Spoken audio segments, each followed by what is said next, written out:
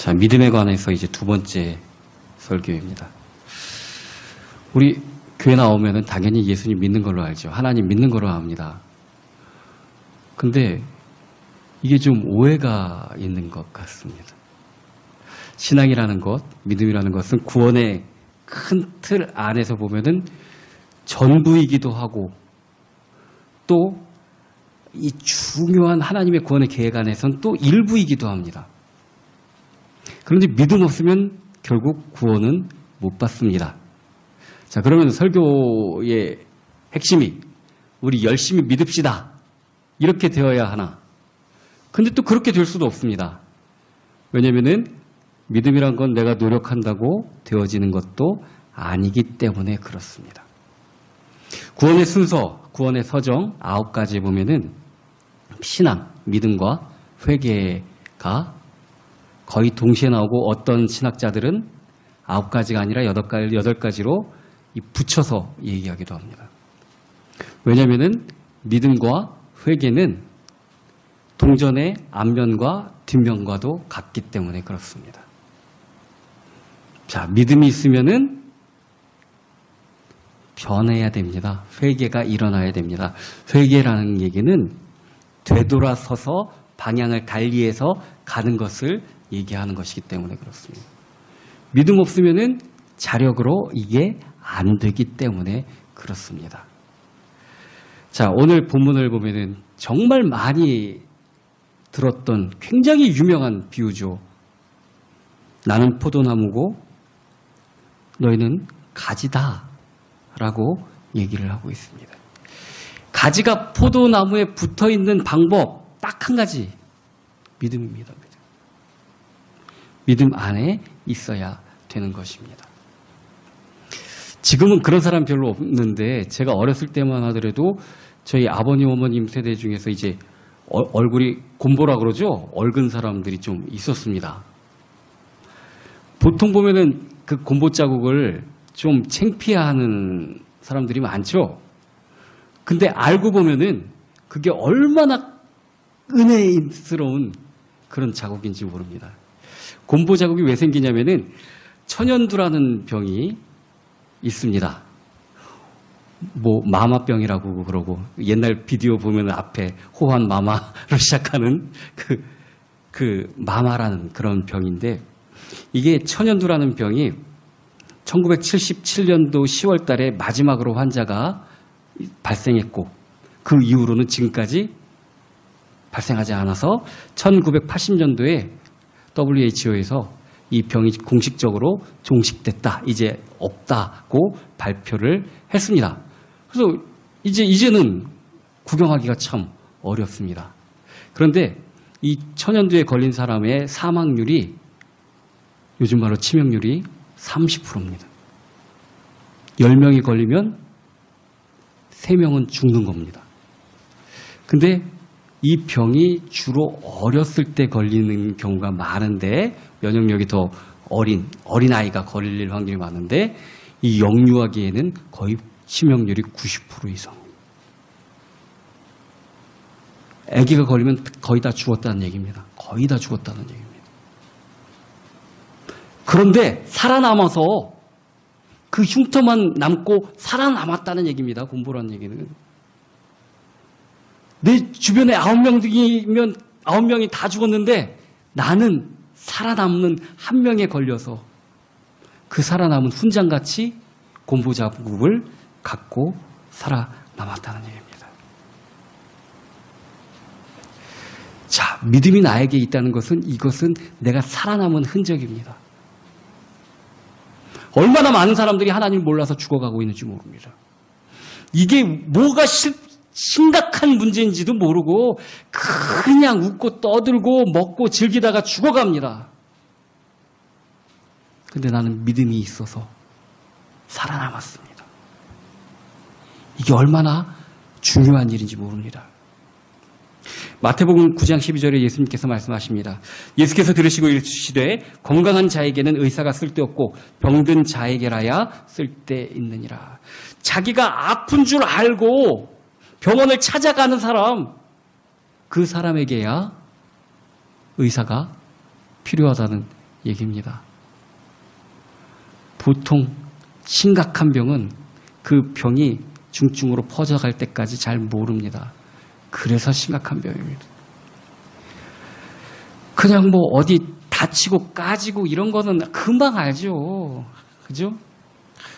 애기들은 뭐 좀 뭐 이렇게 아픈데 이걸 울어야 되나 말아야 되나 막 고민하고 있을 때 피난다 그러면 막 울죠. 그 솔직히 피나고 까지는 거 그렇게 큰 거 아닙니다. 그거 빨간 약 발라주거나 데일밴드 붙여주면 됩니다. 그거 별로 심각한 거 아닙니다. 그런데 죽을 병은 잘 모릅니다. 지가 아픈 것도 잘 모릅니다. 그래서 죽을 병입니다. 바리새인들과 그 당시 서기관들과 대제사장들이 온전해서 예수님께서 이런 말 하신 게 아니라 네가 부족한 것을 알고 병든 걸 아는 사람에게라야, 그런 사람에게라야 그리스도가 필요하다는 얘기입니다. 부족함을 아는 사람이 하나님을 찾을 수 있습니다. 내 삶이 내가 온전한 줄 아는 사람, 내가 똑바로 잘 살고 있는 줄 아는 사람, 하나님을 아쉬워하지도 않고 하나님을 찾지도 않습니다. 그게 제일 큰 문제라는 겁니다. 그게. 하나님을 믿으면서도 마찬가지입니다. 자기가 온전히 쓴 줄 아는 사람, 자기가 신앙생활 잘하는 줄 아는 사람, 이게 아주 더 큰 문제입니다. 웬만하면 말도 들어가지도 않습니다. 이런 사람들은. 아이고 지나 똑바로 하라고 그래. 내가 얼마나 하나님 잘 믿는데. 어휴, 이거 같이 무서운 병도 또 없습니다. 대표적으로 예수님을 3년 동안 쫓아다녔던 12 제자들이 그랬습니다. 예수님이 그렇게 이 믿음 없는 세대야, 내가 언제까지 너희를 참겠느냐, 그래도 못 깨닫습니다. 베드로 같은 경우에 내가 죽을지언정 주를 끝까지 따라가겠습니다. 네 의지로 뭐가 그렇게 됩니까? 기도도 제대로 못하는데, 육신이 연약해서 기도도 못하면서 그렇게 자신만만합니다. 예수님 믿는 거에 대해서. 믿음은 내 의지가 아닙니다. 내 자신이 아닙니다. 믿는 자의 자세는 나는 정말 못하겠어요, 주님. 나와 함께 계셔주세요. 무릇 내게 붙어있는 자는 살고 나로부터 떨어져 있는 자는 죽는다. 이겁니다. 내가 온전하게 혼자 설 수 있는 거 없습니다. 죽을 때까지. 주님과 붙어 있어야 되는 겁니다. 나를 죽이고 주님 앞에 붙어 있는 것밖에 없는 겁니다. 믿음이란 건 다른 게 아니라는 것입니다. 세상도 마찬가지입니다. 내가 정말 뭐를 하려고 하는 사람은 물건을 제일 많이 파는 사람, 세일즈 왕이라고 그러죠. 그런 사람들은 사람들 만났을 때 사람들을 잘 설득하고 실패를 안 한 사람이 세일즈 왕이 되는 게 아니라 실패를 가장 많이 한 사람이 세일즈 왕이 된다고 합니다. 부딪혀서 꺾여져도 그 사람한테 맞춰줘가면서 나가야 이 세일즈 왕이 되는 것처럼, 지금 내가 아무리 큰 어려움에 속해 있다가도 그것이 중요한 게 아니라 주님과 붙어 있으면은, 주님 안에 있으면은 그것이 성공하는 비법이라는 얘기입니다. 우리 다 학원도 다니고 싶어하고 뭐도 배우고 싶어하고 내가 좀 뭐를 좀 변화되고 싶어하는데 연초에는 더 그런 생각들이 많죠. 다이어트도 그렇고 뭐 공부하는 것도 그렇고 막 그렇습니다.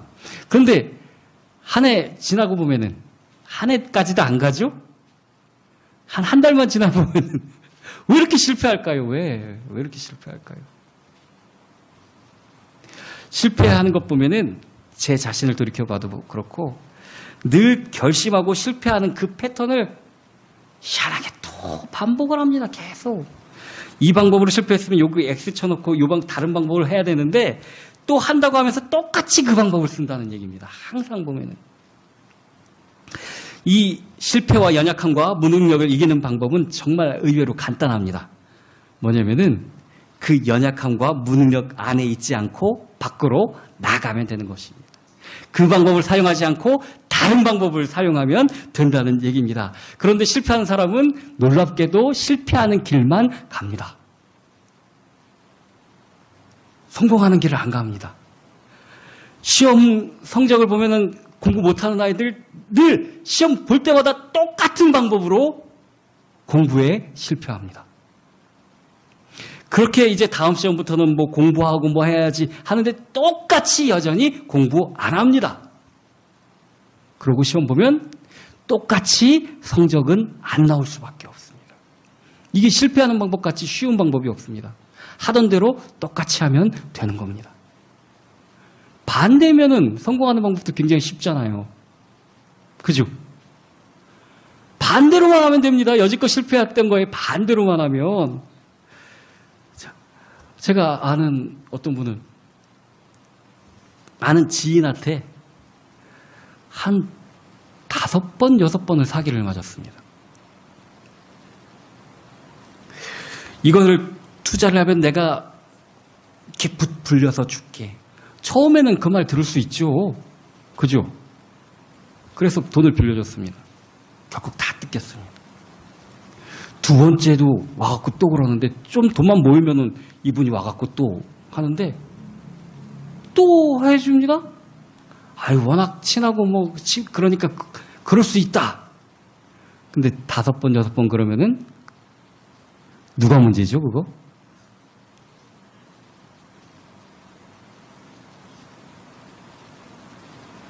본인이 문제인 겁니다. 본인.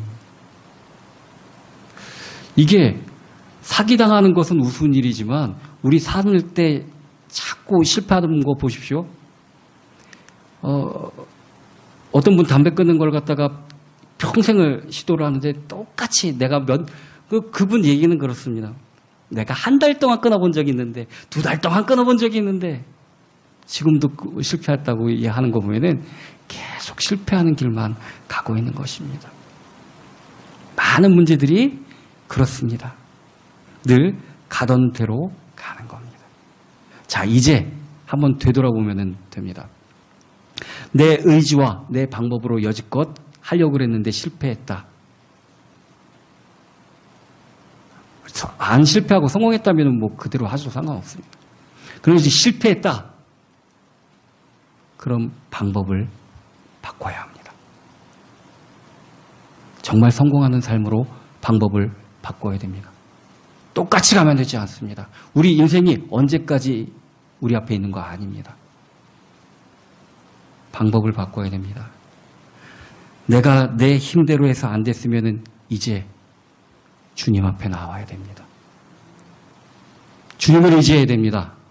주님께 붙어 있어야 됩니다. 정말 우리 안타까운 우리 교회에 나왔던 그 형제 50년 동안 그렇게 실패 속에서 살아왔기 때문에 청주로 내려오게 권유하고 그러면서 정말 이제는 하나님을 의지하자. 정말 이제 하나님을 의지하자. 네 힘대로 뜻대로 그렇게 해봐도 안 됐잖아. 이제 네가 살던 데에서 다 떠나고 모르는 곳으로 이제 왔으니까 이제는 하나님을 한 번만 의지해보고 살아가 보자. 네 방법대로 안 됐잖아. 이제 하나님의 방법대로 한번 살아보자.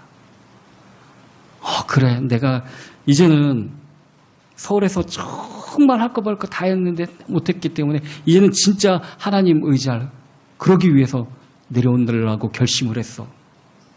그러고 내려왔습니다. 우리 다 아시는 그 형제가.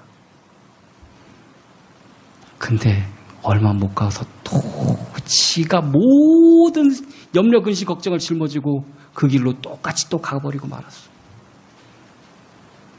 제가 전화로 오다가 야, 나하고 약속했잖아. 이제는 네가 그렇게 힘들게 네 힘대로 살려고 했던데 안 됐으니까 하나님 한번 의지해보자고 나하고 약속했잖아. 듣기 싫다고 끊어버리더라고요. 저는.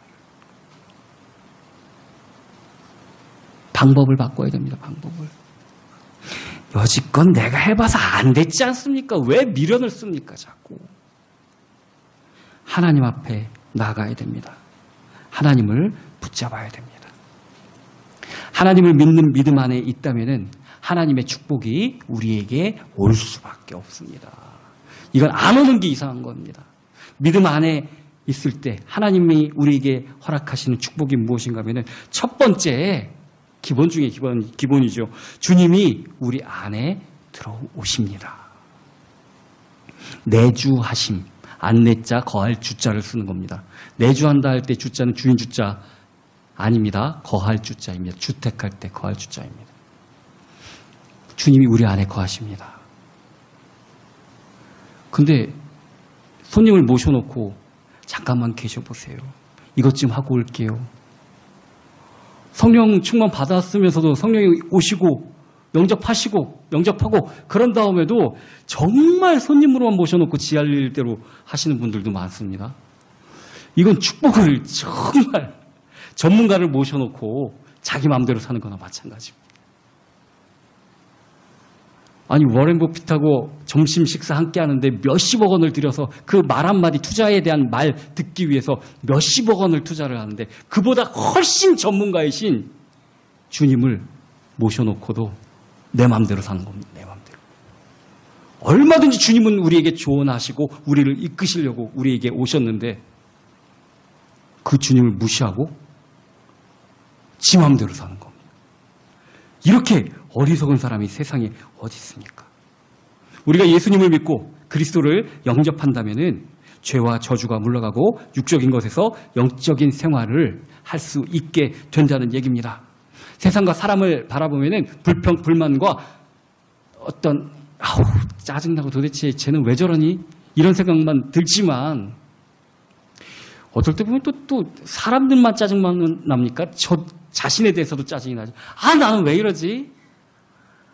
누구 보니까 잘하는데 나는 왜 이러지? 지가 하니까 그렇죠. 지가 하니까 그렇죠. 하나님이 함께 하시고 하나님이 이끄시는 삶을 산다면은 평안과 만족이 있게 되는 겁니다. 내가 살아가야 하니까 그렇게 맨날 짜증이 나고 불평과 불만이 나올 수밖에 없는 것입니다. 지금은 왜 이 찬양을 안 부르는지 모르겠는데 제가 어렸을 때만 해도 금요 철야 기도회나 부흥회 나가면 맨날 불렀던 찬양, 내게 강 같은 평화. 근데 이게 점점 아무리 불러도 평화가 안 온다고 느껴져서 그런지 이 찬양을 잘 안 부릅니다. 내게 강 같은 평화가 언제 넘치느냐? 월급날 넘칩니까? 그건 그냥 스쳐 지나가는 것밖에 안 되지 않습니까? 도대체 내게 강 같은 평화가 우리 아들이 서울대 들어갔을 때 느껴지는 겁니까? 아니지 않습니까? 그건 삶의 고비고비가 늘 있는데 그때마다 넘쳤다 쭉 말랐다 넘쳤다 쭉 말랐다 그럼 되겠습니까? 하나님만으로 채워집니다. 하나님밖에 없습니다. 성령 충만할 때 나에게 강 같은 평화가 임하게 되는 것입니다. 주님이 우리 안에 거하게 되면은 주님께서 우리에게 주신 은혜를 알게 되고 그 은혜가 기억이 난다면은 하나님이 홍해를 가르셔서 마른 땅같이 건너게 하시고 내 인생의 힘든 생각해 보면은 내가 그때를 어떻게 버텼나 싶은 그 어려운 가운데서도 하나님이 우리를 업어서 건너신 것을 느껴진다면은 그 은혜가 기억된다면은 앞으로도 겁날 것이 없어지죠. 나를 업어서 건너주신 그 하나님이 지금도 나와 함께 계시기 때문에 우리가 무엇을 두려워하겠습니까? 당연히 내게 강 같은 평화지요. 그죠? 그래서 믿음이 주는 축복의 가장 첫 번째가 주님이 내 안에 나와 함께 하신다는 겁니다. 그리고 두 번째는 주님이 함께 하시면은 5절 보면은 나는 포도나무요 너희는 가지라. 그가 내 안에 내가 그 안에 거하면 이제 안에 거하는 축복이 있으면은 이제 그 사람이 열매를 많이 맺게 된다고 얘기해주고 계십니다. 내가 하려고 그렇게 발버둥 쳤을 때는 어떤 열매도 맺어지지가 않았는데 열매인 줄 알았더니 이거는 뭐 내가 이것 때문에 평생 그 고생하고 살았나? 진짜 30평대 집 한 채만 사면은 나는 바랄 게 없겠다고 그 집 하나 보고 살았는데 사놓고 보니까 내가 이것 때문에 그 고생하고 살았나? 또 뭐 우리 자식들 뭐 성공 뭐 그거 보고 그렇게 정말 잠도 못 자고 그렇게 살았는데 뭐 잘 된 것 남들 보기에 잘 된 것 같은데 자기한테 만족 없습니다. 그거 잠깐 줬습니다. 잠깐. 그 만족 없습니다. 내가 열매라고 생각했던 모든 것들이 나한테 쓴 마라 같은 것으로 다가옵니다. 사람은 올바른 열매를 맺을 수가 없습니다. 근데 정말 단순하게 그가 내 안에 내가 그 안에 믿음 안에 거하기만 하면 내가 뭐를 안 했는데 저절로 열매를 맺게 됩니다. 이 과실은 정말 무엇보다 나에게 기쁨의 근원이 되는 과실입니다. 그 무엇보다 정말 사람들 보기에 눈에 보이기에는 어떨지 몰라도 누가 뺏을 수 없는 그런 과실인 것입니다. 그리고 또 하나님을 믿을 때 이 영적인 축복만 있는 것이 아니라 사람들이 부러워할 만한 모든 것들도 하나님 안에 있기 때문에 하나님은 창조주 하나님이시기 때문에 우리가 원하는 모든 복, 만족할 만한 축복, 성경에 보면 만족할 만한 장수, 만족할 만한 재물 이런 표현을 쓰십니다. 아니 진짜 요즘 뭐 억만장자들은 몇십 조씩 가지고 있는데 만족할까요? 아닌 것 같죠. 탈세하고 뭐 그런 거 보면은 야 우리한테 그거에 10분의 1, 100분의 1만 있어도 정말 만족할 텐데. 근데 그 정말 하루에 뭐 한 몇백억씩 써도 평생 동안 쓸만한 재산을 있는 사람들도 만족이 없습니다. 이게 얼마나 불행한 일입니까? 그죠? 다고 그냥 나는 아직도 목마르다.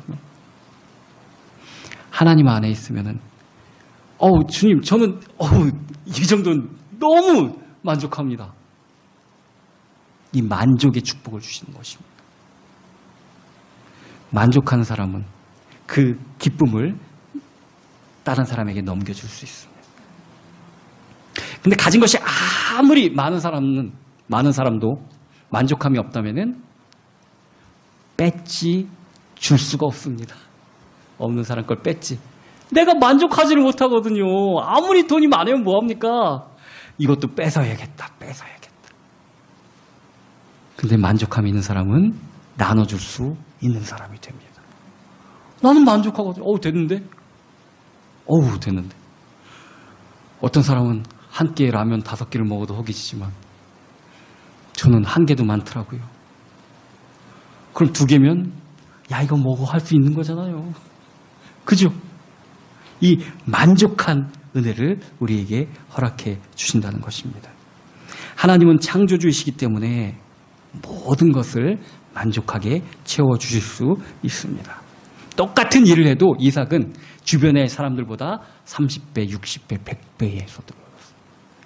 어떤 사람은 한 달에 100만 원 버는데 이 이삭은 100배, 1억을 번다는 얘기입니다. 그런 축복을 하나님께서 허락해 주셨습니다. 그것도 이삭이 만족할 만하게 믿음 안에 있으면 열매 맺는 삶으로 바뀌어진다는 얘기입니다.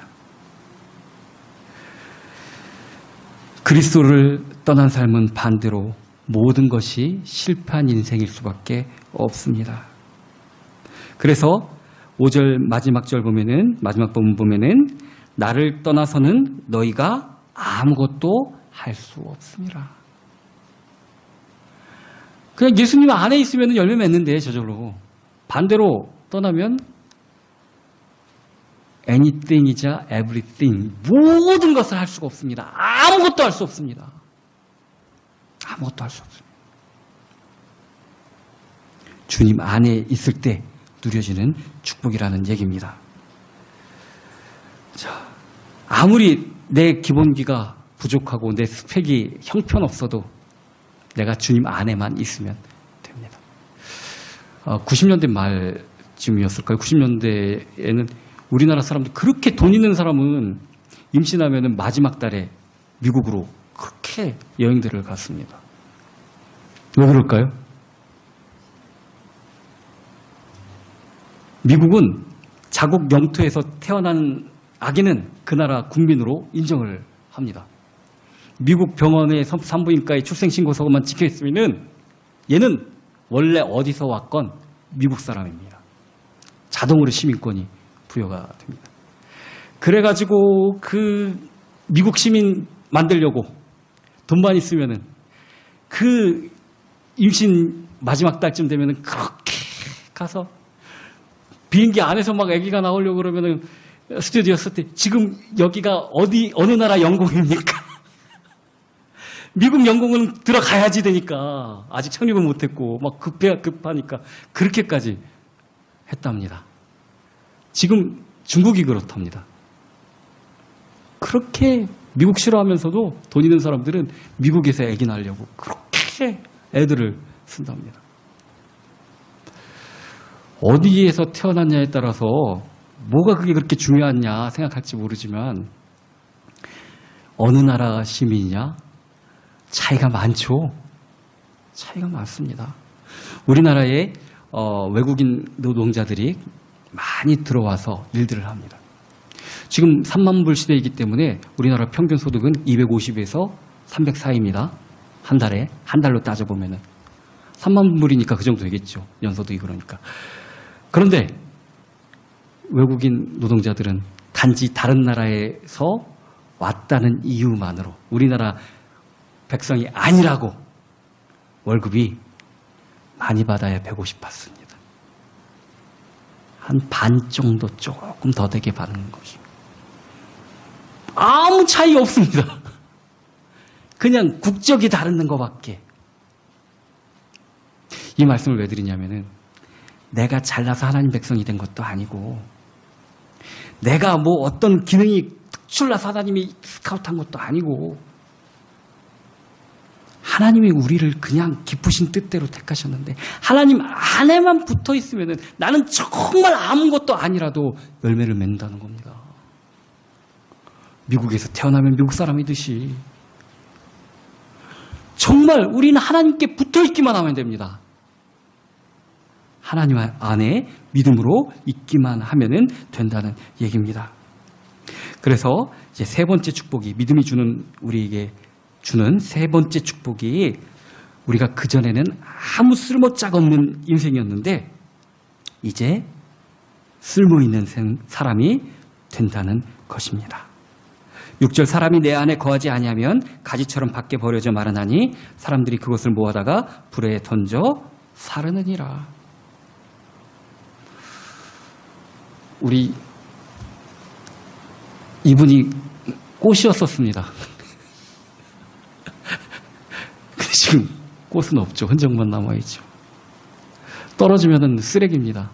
여기서 떨어지면. 그죠? 붙어있고 꽃이 펴있을 때는 그렇지만 우리가 예수님 앞에 붙어있을 때는 열매도 맺고 정말 귀한 신분이지만 주님한테 떨어지면은 그냥 뭐 하다가 태워버리는 것밖에 아무 쓸모짝이 없는 그런 것이라는 겁니다. 우리 인생은 주님 안에 있다는 것 자체만으로도 하나님의 영광에 참여하는 귀한 삶이 되는 겁니다. 다른 것 없습니다. 믿음 안에 있기만 하면 되는 것입니다. 생각해보면 기독교인이다, 크리스찬이다 하는 그 이름이 얼마나 축복된 이름인지 모릅니다. 그죠? 하나님의 이름을 내 이름에 붙여서 쓰는 겁니다. 나는 기독교인이야. 그리스도인이야. 야, 이게 얼마나 큰 축복입니까? 그리스도의 이름으로 불려진다는 것. 그리스도와 우리가 운명 공동체가 되는 겁니다. 어렸을 때는 누구나 다 그렇죠. 자기의 그 패밀리 네임, 성에 대해서 자부심이 있었습니다. 저도 있었습니다. 뭐 김혜김 씨 몇 대손, 장손이었거든요. 또 저도 무슨 공파 몇 대손. 근데 나중에 저희 이제 놀리고 뭐 그럴 때 김씨 하지 말고 우리 어머니가 하시거든요. 하씨에 먹으면 기분 되게 나빴습니다. 내가 김씨지 왜 하씨야? 나중에 크다 보니까 하씨가 더 나은 것 같더라고요. 김혜김 씨 너무 많아요. 너무 많아. 뭐 진짜 서울에서 돌멩이를 갖다 딱 던지면은, 남산에서 돌멩이를 던지면은 밑에서 김씨나 박씨나 이씨 중에 한 명이 맞는다고 합니다. 그렇게 흔합니다. 그럼에도 불구하고 내가 태어난 그 가족의 이름에 대한 자부심이 있었는데, 이거보다 더 큰 자부심, 내가 그리스도인이야. 나는 아무것도 아니야. 근데 나는 그리스도인이야. 네가 나보다 돈 많지? 하지만 난 그리스도인이야. 나는 하나님과 같은 팀이야. 같은 가족이야. 야, 이게 얼마나 큰 축복인지 모릅니다. 세상에서 뭐 잘났고 많이 배우고 돈 많고 이거 다 소용없습니다. 난 그리스도인이야. 예수님 안에 있으면은 그것이 최고라는 것입니다. 나로 인해 하나님의 나라가 확장되는 인생, 이런 축복이 없습니다. 가장 중요한 인생이 된다는 얘기입니다. 그리고 마지막 네 번째 믿음이 주는 축복은 기도의 축복을 누리는. 주파수가 안 맞으면은 아무리 MBC건 KBS건 듣고 싶은 걸 내 마음대로 돌려놓는다고 해도 안 들리지 않습니까? 그죠?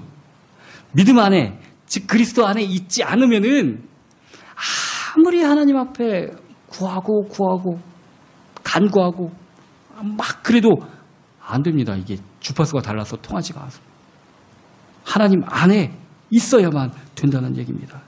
기도의 축복은 하나님과 방향이 맞는다는 얘기입니다. 하나님과 붙어 있으면은 기도의 축복은 당연히 된다는 얘기입니다. 애쓰고 힘쓰지 않아도 됩니다. 아니, 나뭇가지가 이 나무에 가지가 붙어 있는데 양분 좀 보내줘요. 그래야 됩니까? 저절로 오는 겁니다. 저절로 통해져 있는 것입니다. 자, 어떤 분들 보면은 하나님한테 응답받겠다고 집 싸들고 기도원 가갖고 막 몇 날 며칠 막 소리 지르고 목이 확 막혀갖고 목 잘 나오지도 않는 목소리 와갖고 응답받았다 그러고 쭉. 이 뭔가 좀 이상하지 않을까요? 기도는 나 자신을 꿀리는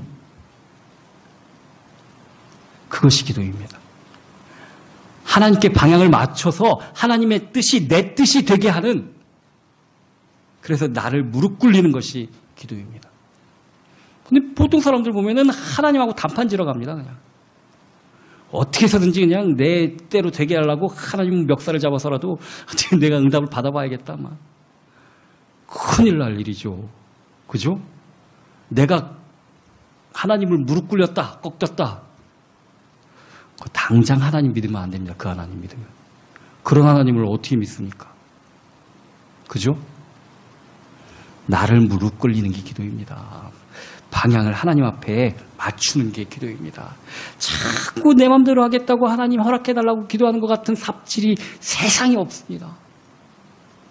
그렇게 나가면 큰일 납니다. 내 취향이 아직도 하나님보다는 세상에 향해 있습니다. 내 목적이 아직도 하나님을 보는 것보다는 내 마음에 흡족한 대로 하고 싶습니다. 이것 좀 고쳐주십시오. 하고 하나님 앞에 간절히 무릎 꿇어야죠. 내 방향대로 좀 되게 해달라고 그냥 하나님을 어떻게 해보려고 그렇게 애쓴다는 거. 이거 응답 받으면은 귀신 받은 것이고요. 그런 것에. 그리고 안 받는 게 정상입니다. 내가 바뀌어줘야 됩니다. 내가 바뀌어줘야 돼요. 정말로 하나님께 나 자신을 무릎 꿇리고 하나님의 뜻을 받아들이는 것이 기도입니다. 그 말이 7절에 너희가 내 안에 거하고 내 말이 너희 안에 거하면 무엇이든지 원하는 대로 구하라. 그리하면 이루리라.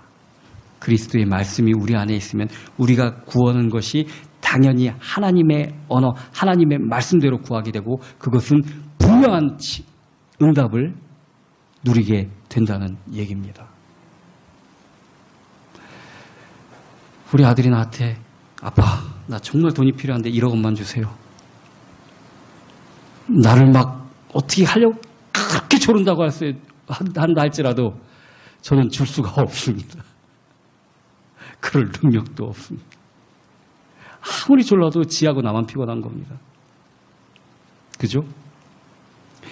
제가 만약에 군대 장교라서 어떤 총기류 같은 거 보관함 키를 갖고 있다고 쳐도 우리 아이들이 나 총 정말 한번 쏴보고 싶어요. 총 한 번만. 아빠는 할 수 있잖아요. 총 한 번만 주세요. 아무리 졸라도 저는 줄 수가 없습니다. 내 자녀의 생명과 다른 이들의 생명이 달려있기 때문에 그럴 수가 없습니다. 그죠? 자, 그래서 기도의 응답은 더 명확해집니다.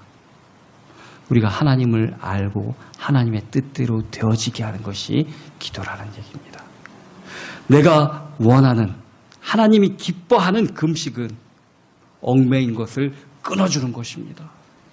우리가 무엇에 얽매여 있습니까? 내 욕심에 얽매여 있지 않습니까?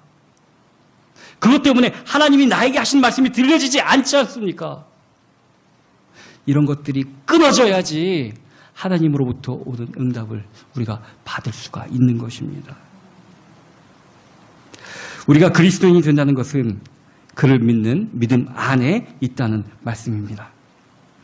믿음 안에 있다는 것은 포도나무와 가지라고 예수님이 표현하신 이 표현이 얼마 다른 데서 찾아볼 수 없을 정도로 적절하신 표현입니다.